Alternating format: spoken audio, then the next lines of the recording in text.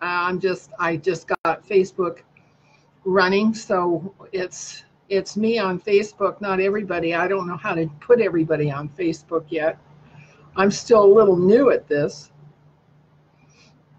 All right. Now, Chuck, are you connected with Steve? I can hear Steve. I can hear you. So. Okay. All right. Great. Then we're good to go. That's, yeah, I'm kind of muted for the show though, Emily, unless you need something. Oh, okay. All right. So we can just get going. All right, Chuck. Thank you. Thank you so much for coming by. Try to keep your Skype chat open so I can send you a message. Okay.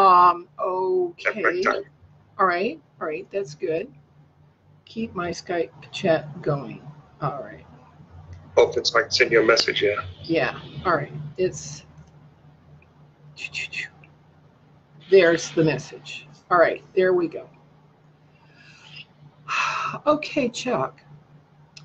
Thank you so much for. Steve will have us plugged into PIR. You've got us on Facebook, but you're not sure if they can hear us there. And here we are, right? Yeah, we're all here. This is so cool. Right. And I had so much fun when I met with you last time. We seem to be on the same page about some topics. And what I'm doing here at History Reset in Dublin, Ireland, is talking about how the history of treaties is the history of our enslavement. And so periodically I go through the treaties and just to enough of the content in the treaties that people see that the people who are writing the treaties have another agenda. Now, for everybody on People's Internet Radio, good morning, good afternoon, or evening, depending on where. Are we on? Live yet, are we? Are we? Okay. We're not? Okay. No, Okay, I was confused there. I was like, whoa, I didn't hear an intro or anything. Oh, not yet. okay. Well, I'm confused too. I normally tell you when you're on, Emily. Okay. So. All right. Well, there's so many things going on. I cannot rub my stomach and pat my head at the same time. Not to mention walk down the street and chew gum. It's just too much. Okay. You have about 90 seconds left. Oh, 90 seconds left. Well, at least the folks on Facebook are watching this foolishness because I'm such a newbie and a perpetual amateur. I never really get my act together. And the cat is playing with the wires, makes me a little nervous. So, okay. Gotta watch what cats do, man. They can mess up everything. They make a business of it. You know? Yep. It's almost like they're possessed to do this. Unique creatures. Unique creatures. Yeah. And my two cats hate each other. So I can't allow them in the same room. Drama even among the pets in the house over there. Wow. Drama even among the pets in the house. Yeah. That's gotta have drama, Chuck, you know. Listen, I got two dogs over here, right? Both of them we saved. We got the Chiweenie, which is a Chihuahua / weenie dog, right? Yeah. And just a few seconds, Emily. Okay. Oh, so Number. you're about ready to go live. Yeah. Yeah. Okay. Okay. Okay, you're on in 2 and 1. Hey, okay. Folks at Facebook, you already know what's going on. For our friends at People's Internet Radio in Dublin, Ireland, the history of treaties is the history of our enslavement. And today I have with me Chuck Acelli, who is also a radio guy, and he's going to go through the treaties with us, and we're going to figure out what to do about them. So good morning, good afternoon, or evening, wherever you are. If you're in Dublin, Ireland, it is 9 p.m. And I am Emily Windsor-Craig, and this is History Reset, brought to you each Saturday on People's Internet Radio, whom I and others sponsor to bring valuable information to the public, which the corporate hierarchies refuse to divulge. This program is a public service but you are welcome to please donate to People's Internet Radio to keep us going, okay? Chuck, please, thank you so much for coming and helping clear the air. How about giving our audience a small introduction so everybody knows where you're from and how the topic of legal slavery impacts you? Well, okay, the topic of legal slavery, we're going to have to put that aside because it seems to impact everybody on the planet. However, let's do this. If you're a long-time listener of People's Internet Radio, you might have heard me on some other shows before as a guest, and do appreciate you if you recognize me, and if not, lucky you, you haven't had to go through the torture of listening to me before. So glad to be heard over there in the evening on the other side of the pond. It is a great pleasure to come on with you, Emily, and you know that this is a topic which I am not well studied on. I got to be honest with you. That's cool. That's what you're going to do today. You're going to hear all about it. Exactly. I've come on here for a bit of a learning experience. I found the descriptions of your shows and you as a character, generally speaking, interesting. So that's the thing. And a big thank you to Lori, who made sure to make an introduction between the two of us. Over there, Lorraine, is involved with PIR as well. Yeah. So glad to be back and talking to you guys over there. That's about all I got to say about that. Now, when it comes to the concept of slavery, it does seem as though on every part of this planet there is some version of the slave grid in place. So don't see where it is, unless you're living off world, that it doesn't concern you or affect you in some way, whether you know it or not. Outside of that, again, like I said, I'm here to learn and go through this with you, and perhaps we'll have an enlightening discussion, or perhaps I'll just simply be enlightened today. Okay. So, thank you. Well, and I've gone through this several times, and I'm going to go through it several times more, because people in general, particularly people who have been subject to the mind-constricting English histories, even Howard Zinn didn't go into any of this, okay, with his people's history. And so this is new information for most people in the West. And so I just go through it every once in a while and then talk about different implications of it. And the place that slavery begins on this world is with a galactic treaty called the El Anu Treaty. And Ashiana Dean wrote the book Voyagers 2. She wrote Voyagers 1 and Voyagers 2.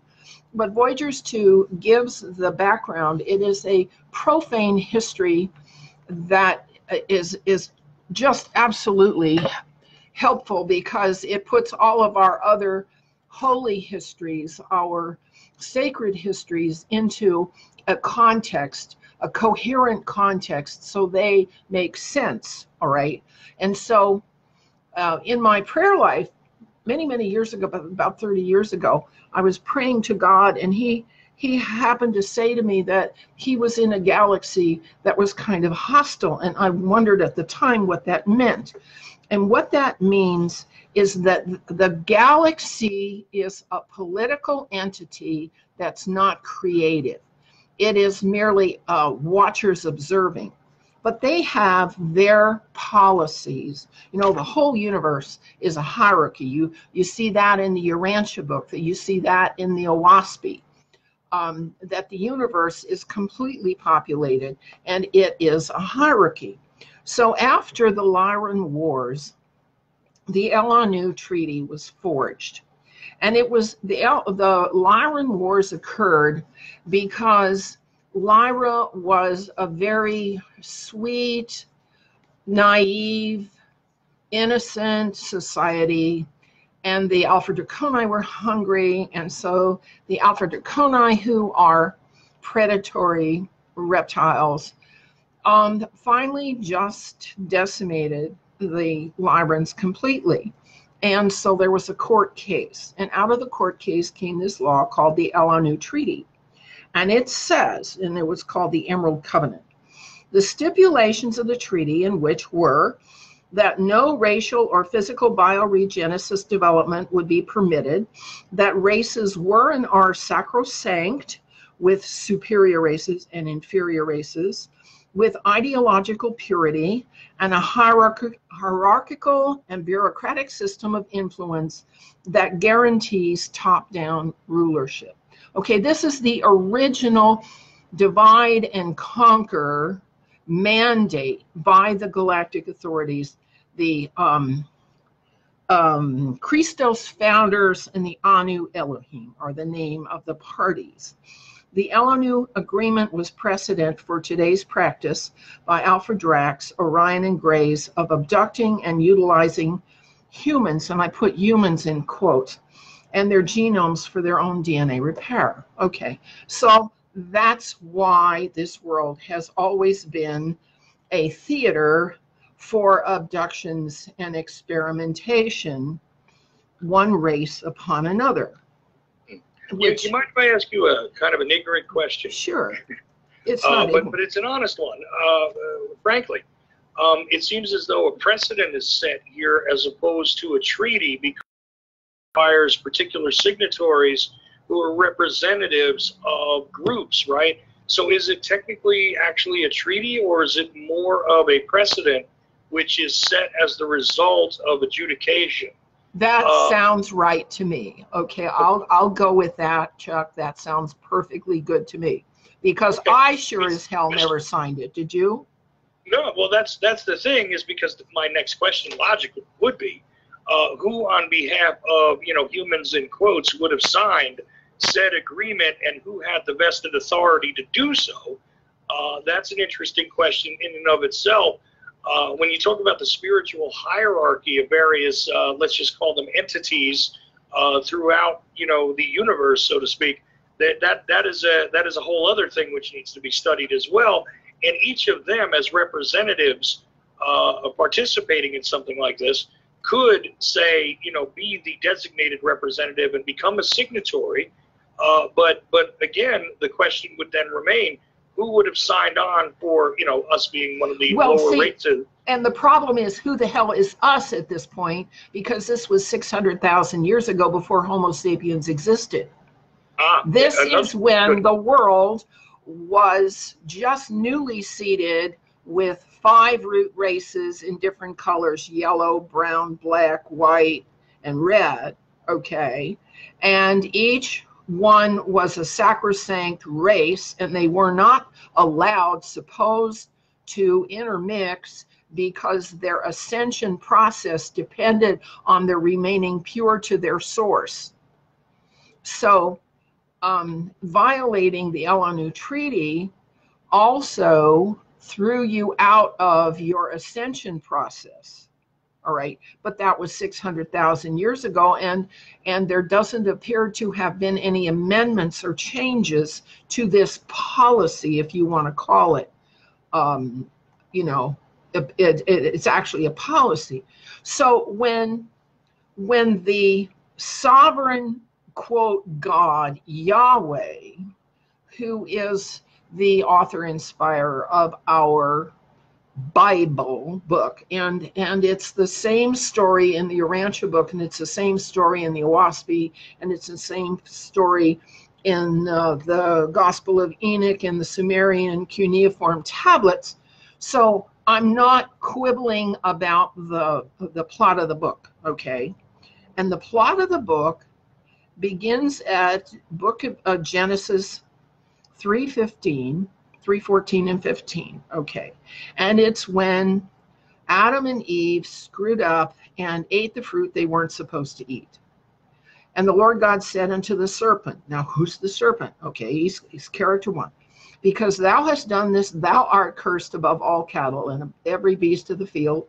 Upon thy belly shalt thou go, and thus shalt thou eat all thy days of thy life.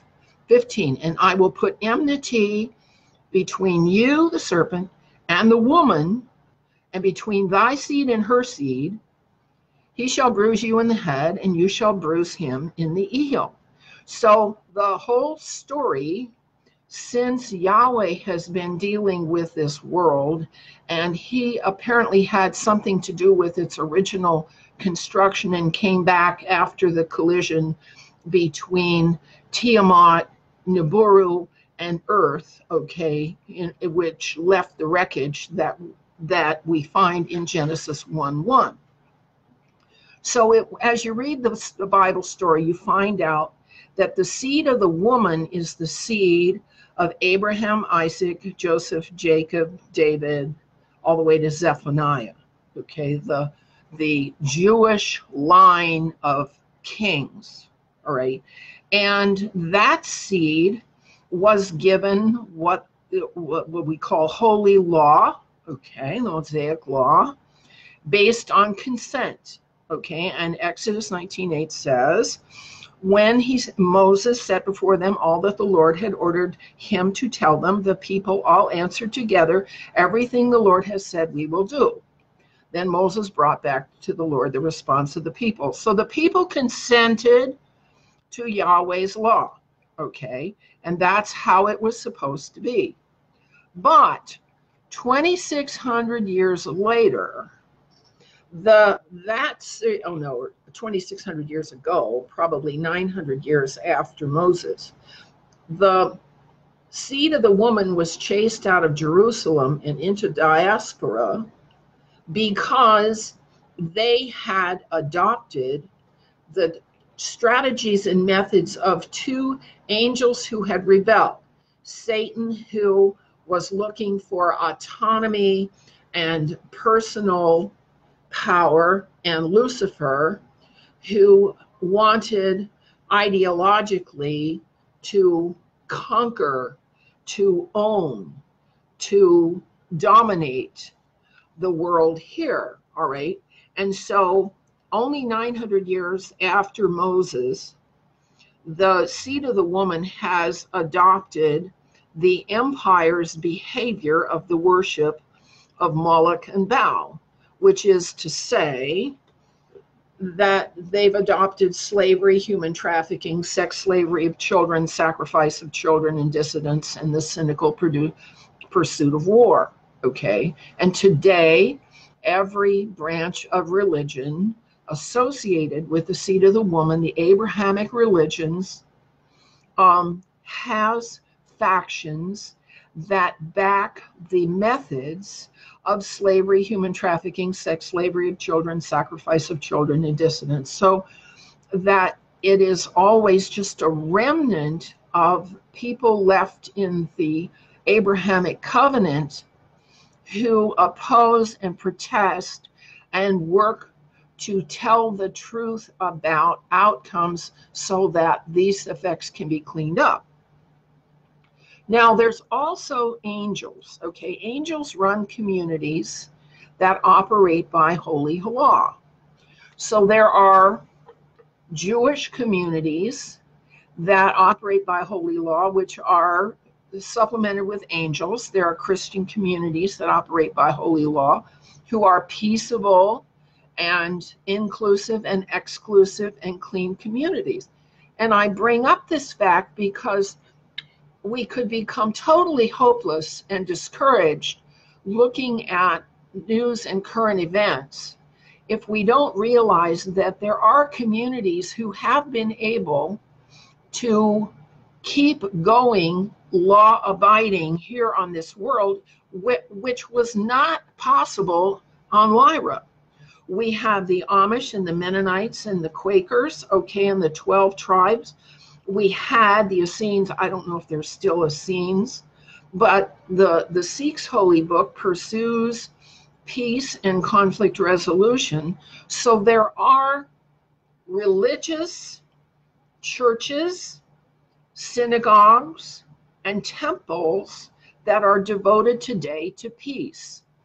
And that is in real contradistinction to the cynical beliefs that there's no hope and that all churches are wrong and all churches are bad. I run into that all the time.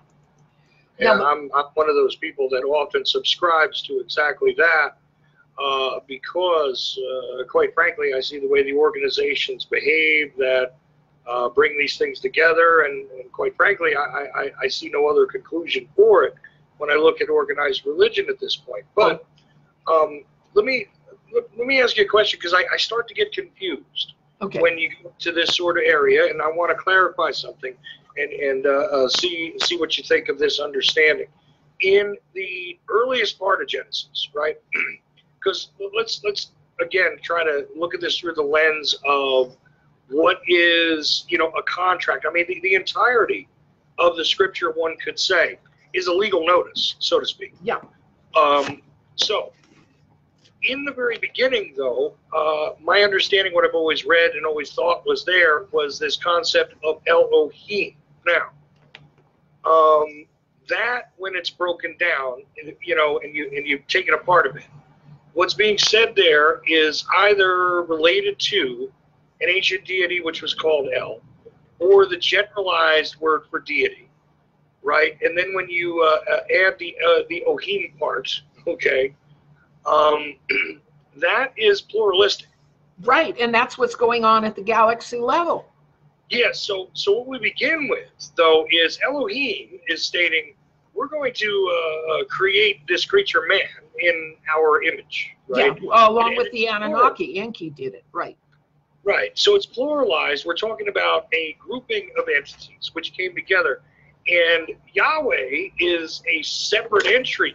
Got it. It's like, he's a separate entry at a different level.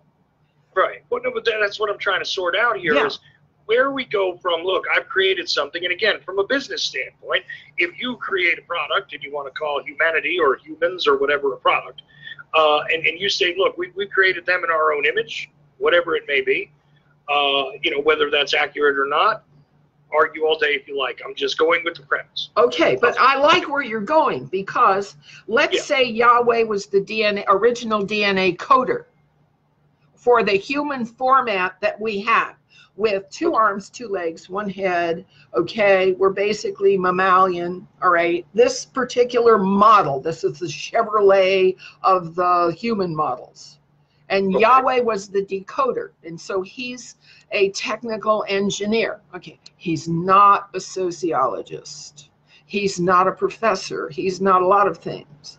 He is a technical guy, and the Elohim are the political guys at the galaxy level. The founders Christos and the Anu Elohim that Ashiana Dean talks about in detail in Voyagers 2, okay? And as the Urantia book brings out, hierarchy has completely saturated the universe. There's, it's all a ladder to heaven. All right, so yes, that's correct. The Elohim are at one level, and Yahweh, the engineer, coder, technoguy, is at another level. The angels are at another level. The Trinity, which is a committee of the Father and his Son and another spirit we call the Holy Spirit, they're a committee, which is what a Trinity is. It's a mind meld of 3 individuals working on a process, okay? That is the context in which all of this drama and ferment is occurring. There's also the Watchers, there's the Archons, there's disincarnate demons, there's ETs coming in and out. You see, it seems to me that the Bible has really captured a summary of the plot and the argument and left out all the details, because if they put in all the details, nobody could follow it. Well, right, and one of the key details is, although man is being created, in a general sense here, by the committee, the Elohim, right? Right. There are other mammalian creatures that are around that are pretty similar. Yeah. That are also a human or human-like at that time, right?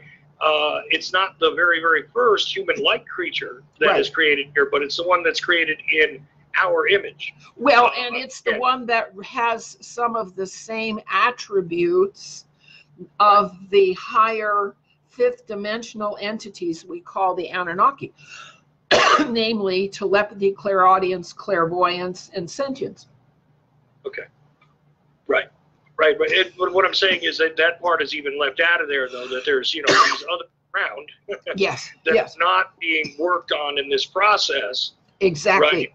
Exactly it's right. basically genetic engineering that's going on here, and maybe even they've utilized some of that material from the existing ones. That's not spoken of directly. Yeah, the Neanderthals, because the Sumerian cuneiform tablets tell that story in much greater detail. That's right. If you go to the Sumerian stuff, you get a lot more of a fleshed out idea about. That's where I get the idea from. Actually. Yeah, exactly. Exactly right. Okay, so the Bible is the summary. Yeah, all right. Now, among the angels, all right, Gabriel mentored the European Christian monarchies until they fell apart and were nearly destroyed in World War I and World War II by the combine of secret societies, Masons, the Vatican secrecy, the conspiracy based on the protocols of the learning elders of Zion's method of taking down representative governments in order to install a one world leadership. All right. And that has been their intent all along. So today I'm going to talk about the elites and their policies, their treaties that they have used to perpetuate the idea that some people are superior to other people, divide and conquer, we're better than them, and yakata smackata, that justifies and rationalizes the preying upon one race by another, which is still going on. All right. So I have one other question here. I'm sorry. No, it's fine. But I feel I need to ask. You know, when I take a look at the declarations of the Vatican, right, which have seemed to act as an agent on somebody's behalf here, won't say who, but you don't have to say who. They definitely made a declaration that virtually everything that's alive on the planet belongs to the Vatican. They thought so, yes. That's been publicly stated. We know that. Yeah. There have been other things that have been largely ignored by a lot of people, but it's right there in the releases, the papal bulls, and so on. Right, and that's what I'm going to specify for you now. I'm going to start with the Magna Carta, because that was in 1066, when some of the people of the Celtic persuasion who come from the common laws that were derived from the holy law of Moses, okay, the people who, the Celts who lived in Ireland, Scotland, and Britain until 1066, and actually, according to my book here, the tribes, the dispersion of the tribes of Israel, they actually composed the 10 tribes of Israel that had fled Jerusalem and fled north in the diaspora. They still had their grasp on the holy laws of Moses. So the Magna Carta was an attempt by the people to grab authority away from a single sovereign and make it more consensual, all right, back in 1066. But then, okay, in 1161, the Pope got even. And he put out a papal bull that annulled the Magna Carta, issued by Pope Innocent on August 24th, 1215. And it was written by a scribe in the papal chancery. And that is the document in which he claimed to own all of the souls on the world. All right. So then what happened after that? In 1588, during the reign of Queen Elizabeth I, she was having an affair with the King of Spain. And they had a falling out, and the King of Spain, who was the protector of the Pope, brought the Spanish Armada into the English Channel and was going to conquer England. But the weather and the British Navy defeated the Spanish Armada. And so then Queen Elizabeth declares that since she has defeated the Pope's navy, that Maritime-Admiralty law now takes over from canon law, and Britain and the UK now own all the souls on the world, the way they thought, the way the Pope thought that they did. And that was the beginning of the push that would make Maritime-Admiralty law sovereign over the laws of the land. That's when Maritime-Admiralty law came to be sovereign over canon law and common law, all right? So that's why Britain has been at the forefront of propagating its commercial UCC codes, Maritime-Admiralty, corporate statutes that have ascended over the common laws of the people.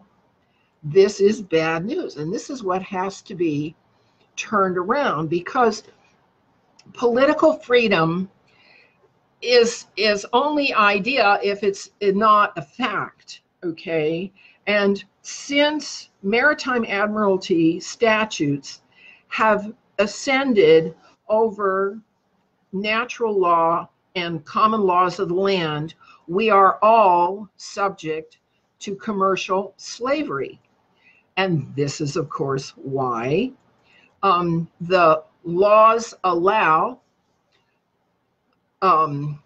human trafficking, body parts marketing, gun running, and drug running, because the courts of Maritime-Admiralty have more funding. They have the funding. The common law courts don't have the kind of funding to actually adjudicate commercial cases, all right?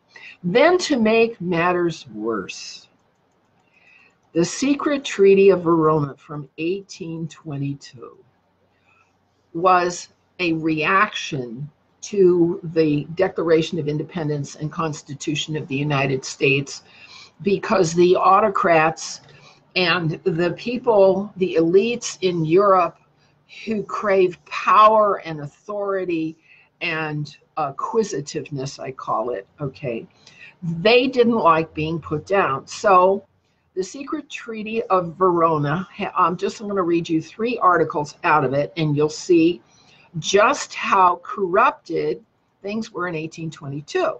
Article 1, the high contracting powers being convinced that the system of representative government is equally as incompatible with monarchical principles as the maxim of sovereignty of the people with high divine right, we engage mutually in the most solemn manner to use all their efforts to put an end to the system of representative governments in whatever country it may exist in Europe, and to prevent its being introduced into those countries where it is not yet known. Now, the secret Treaty of Verona was introduced into the American Congress in 1913. As it cannot be doubted that the liberty of the press is the most powerful means used by pretended supporters of the rights of nations to the detriment of princes, the high contracting parties herein promise reciprocally to adopt all proper measures to suppress it, not only in their own states, but also in the rest of Europe.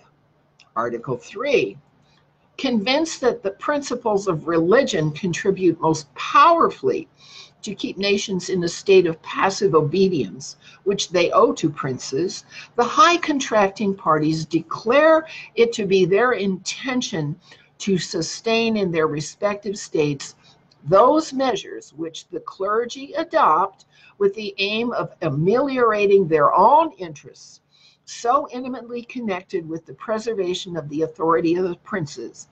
And the contracting powers join in offering their thanks to the Pope for what he has already done for them, and solicit his constant cooperation in their views of submitting the nations. The elites got away with this. And in order to show you to the extent that Congress was subverted and defiled by that kind of mentality, I bring forward the Indian Removal Act of 1834.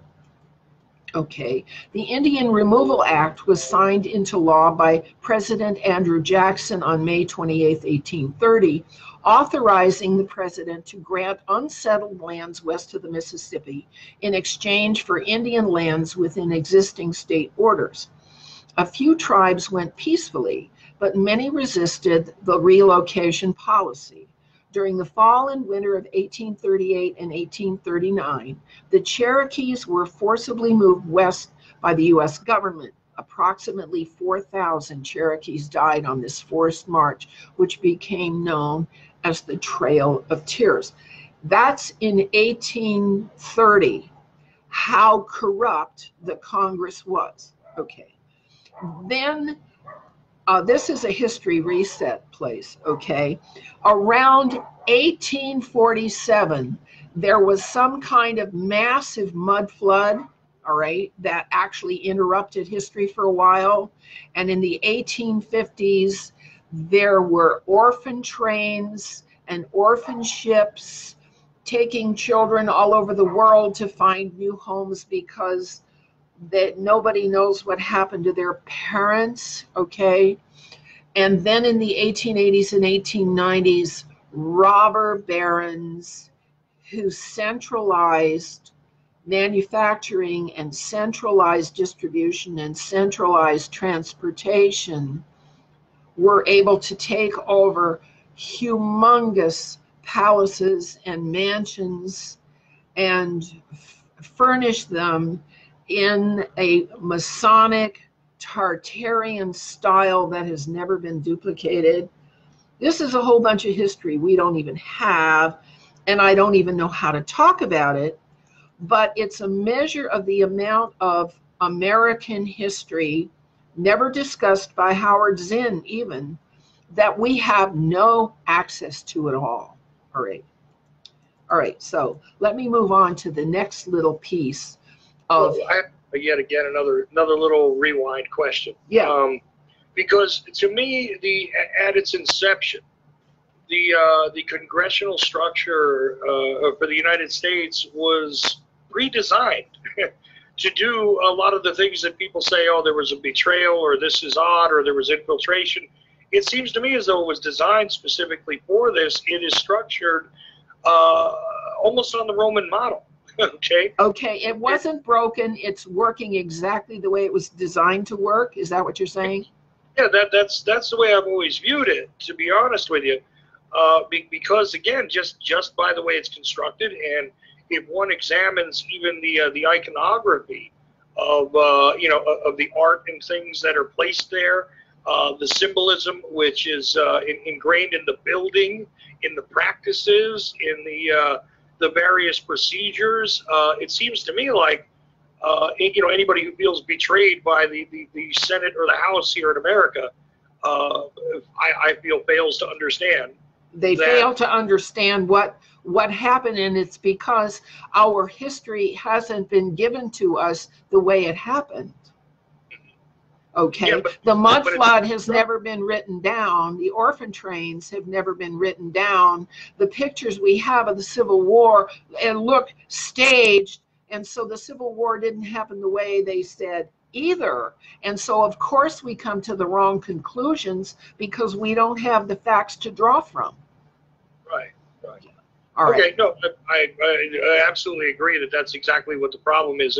History at all times is subject to revision anyway. Yeah, and then only the winners and the predators are the ones who write it. And now coming back to it after all these years, we're finding that the holes in the fabric of history are larger than the fabric itself. The contradiction is larger than the narrative. There you go. Right. Okay, so the next problem, all right, well, there was the Boer War, which was absolutely fraudulent. There was World War I, which appears to have been designed to take out a whole generation of young people, because that's what it did. And in 1917, George V, I don't know if he realized that he was on the throne of King David or not, but he handed the covenant of Israel back to the Mideast. That's what he did, where a minority of Israel today is Jewish. I have a graphic on my Facebook page that is the ethnic distribution of Israel today, all right? And you find that 40% are secular, and another 19% are other religions, principally Islam, and only 40% even claim to be Jewish. And of those that are Jewish, a significant portion follow the Babylonian Talmud, which adopts the same practices, the worship of Moloch and Baal, and the rape of children and sacrifice of dissidents and yakata smakata. Okay, so Israel today is not practicing the Moses laws. One other question there. The 19% that are of other religions, right? Yeah. Does that also include the Palestinian Christians? Because although they're not a large population, there is a population there too. So that 19% doesn't necessarily reflect the Islamic. 14% are Islamic, 40% are secular. So a majority of the people in Israel are either secular or Muslim, 54%. The remaining 46%, yes, they're Jewish, but even among the Jewish people, they have the followers of the Talmud, which are basically the globalist philosophy of reproving and punishing goys and Gentiles and treating them as less than people. That's what the Talmud teaches. Okay, are there non-religious or non-practicing Jews in the equation as well, or? Well, yes, and I grew up in a family that spoke Yiddish, had Yiddish food, called themselves Jewish. They had no Torah in the house. They had never been to shul. They never had a Jewish holiday, and they had nothing but contempt for their own Jewish law. Okay. So they were secular. In fact, Uncle Gene was General Secretary of the Communist Party USA. Uncle Emmy was a business agent of the International Ladies Garment Workers Union. Uncle Marty Ritt was a director in Hollywood. And they were all very strongly socialist, communist bent with no philosophical orientation or ethos at all. So the secular Jews are not Jews at all. I know that from personal experience. Yeah, they claim it as like an ethnicity, which I find odd, but it's not in practice even remotely resembling. Exactly right. So when Israel comes to us for money for their Jewish roots, they're not telling the truth about which roots they're representing. Really. See, and again, I go back to the initial, creation of that state, right? And I say to myself, well, it's interesting because for at least half a century previous to that, there were attempts to establish this state in other locations that apparently, were not so historically linked, to the alleged idea that this is right. And the Celtic Jews in Britain had their temple at Edinburgh. And the Mormons, who call themselves Jews, have their temple at Salt Lake City. So my question is, who's a Jew? The one who calls himself a Jew, or the one who follows the laws according to holy laws of Moses? Right. No, that is an excellent question, because there are various ones, various splinter even organizations out there that describe themselves as the original tribes of Israel.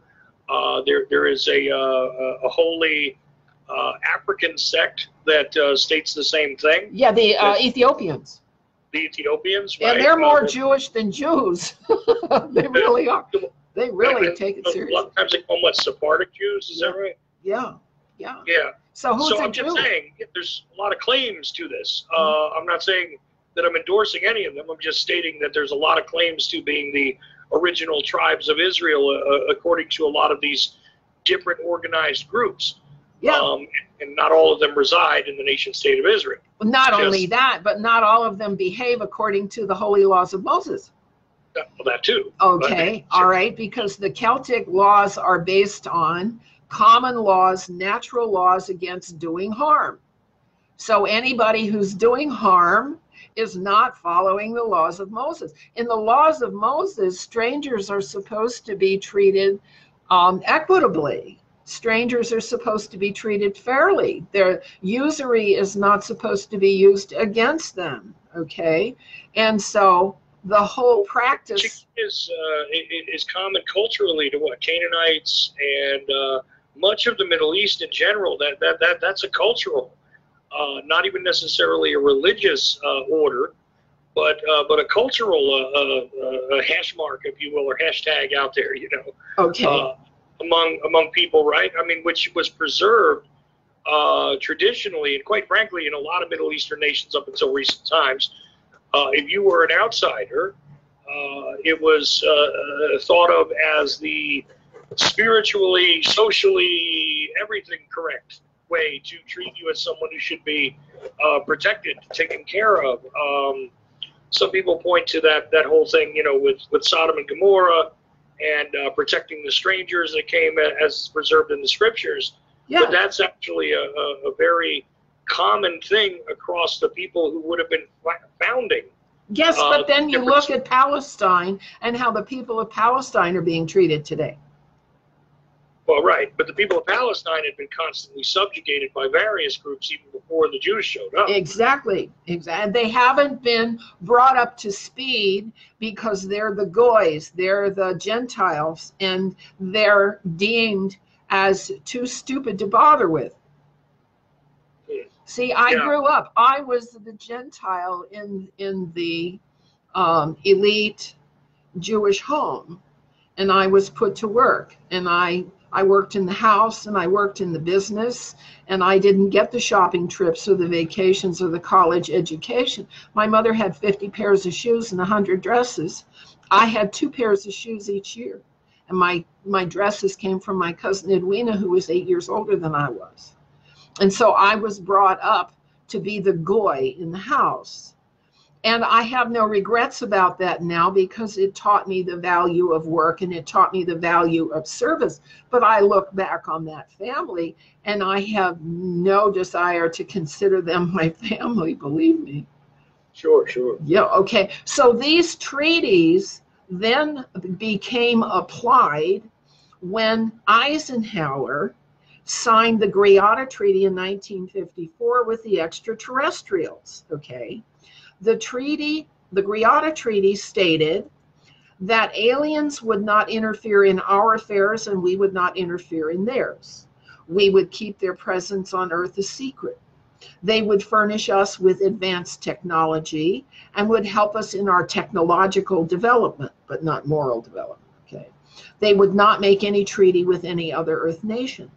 They could abduct humans on a limited and periodic basis for the purpose of medical examination and monitoring of our development, with the stipulation that humans would not be harmed, would be returned to their point of abduction, would have no memory of the event, and that the alien nation would furnish Majesty 12 with a list of all human contacts and abductees on a regularly scheduled basis. But that's not what happened. If you've listened to Linda Moulton Howe and her documentation of the abductions of cattle, which at this point is in the hundreds of thousands of cattle that are lost, and if you listen to David Paulides, the ex-homicide detective who talks about the disappearances of people in the United States each year, which numbered around 40,000 people in the United States, vanish each year that are never traced again. And these are young, old, kids, middle-aged, college students. These are not people that wanted to run away. We find out that the ETs coming here have been given carte blanche to do whatever they want. And so this is what Eisenhower signed us up for. And then in 2005, when George Bush renewed that contract, it was renewed under similar conditions.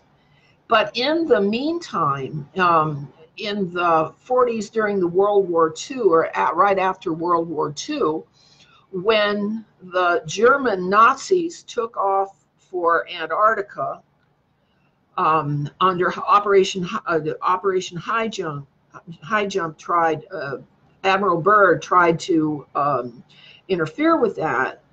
Okay, the Nazis, in alliance with ETs, have settled in Antarctica, and some of the ETs have underwater bases, some of them have under the ice bases, and with the help of the tall whites, they have undertaken space commerce.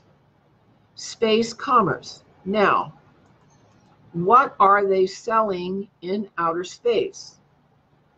Well, I can speculate that based on the abduction trade, they're selling souls, they're selling body parts, they're drug and gun running. That's what our world is known for in galactic commerce, is selling off our people. I have a problem with that. You know, I do. I have a problem with that because the people they're selling, did they consent to be sold? No, I don't think so. All right. And so that's where we are today, is dealing with a secret space situation where people are disappearing, animals are disappearing, huge amounts of logistics and supplies and resources have been sequestered underground in underground cities, and Antarctica has become a centralized point for galactic travel. And the same elites that are propagating these secret practices are the same elites that are announcing to us, the human race, that there are too many of us, that we need to undergo population reduction. All right. I found a graphic this last week that talks about mortality rates. And among the mortality rates is 40,000 people disappear, 44,000 people commit suicide, 250,000 people die from medical malpractice, iatrogenic disease. So we're talking about 84,000 plus 250,000. That's 330,000 people that we lose each year. All right. Now let's compound that by 20 years. Okay. 300 and do you have a pencil handy? 330,000 isn't 330,000. It's pretty simple. 660,000 by 2 and then by 10 would be to make it 6.6 million, right? 600,000. Move the zero over. Yeah, 6.6 million would be correct, right? No, 330,000 would be 1 million in 3 years. Yeah. 1 million in 3 years, but okay, okay, so that would be 6 million. So we've lost 6 million people and to unnecessary mortality. And we're losing people all the time, but we're being told that there are too many of us. And well, you have to correct the replacement rate then, right? And the birth rate in the United States is 1.8, and in Europe it's 1.6. And so we're not replacing ourselves, and we're being replaced by immigrants who are hostile to civil societies. This is not a good situation. All right. So it's not a good situation. So what are we going to do about it? We, the people, have to at least come forward and say this is not okay. We have to at least do that much. Say, no, this is not what we signed up for. Is there some way we can get people to do that much, to say, no, this is not what we signed up for? Because most people are either watching sports on TV or watching movies or Netflix or playing video games. They're busy, they're distracted, they don't know what's going on. They don't know we're being victimized 63 ways to Sunday. And it's easy to be deceived, but what's difficult is showing someone who has been deceived that they've been deceived. Oh, that's tough. That's really tough.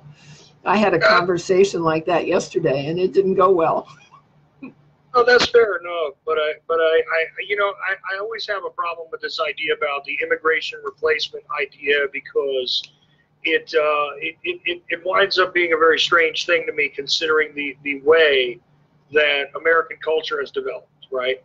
Because over time, every single time, in fact, there is an influx of immigrants into this country. The same argument is made.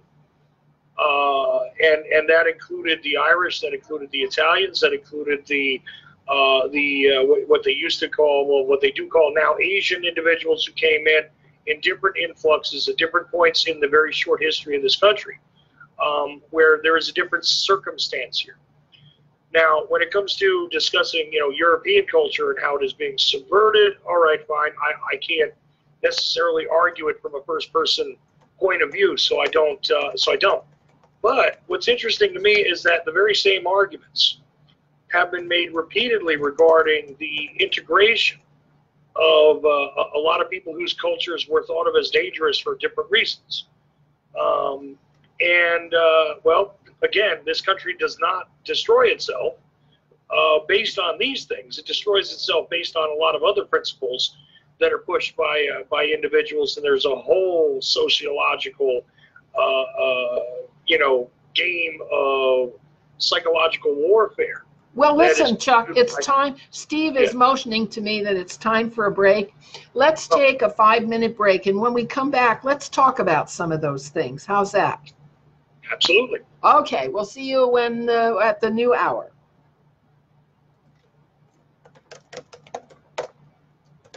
All right, you're off.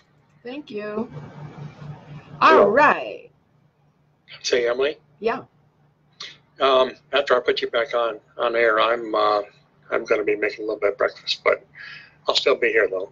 Oh, okay. I'm just going to make some All right, that's fine. And we're just, from here on out, we're just discussing, so we're in good shape. Yeah, I'm just going to be making dinner. So. All right. And for my friends at Facebook, okay, now you've heard the gist of the argument that our treaties are killing us and enslaving us. And so from now on, we're going to have to figure out how to fix that. See you guys later. Bye-bye.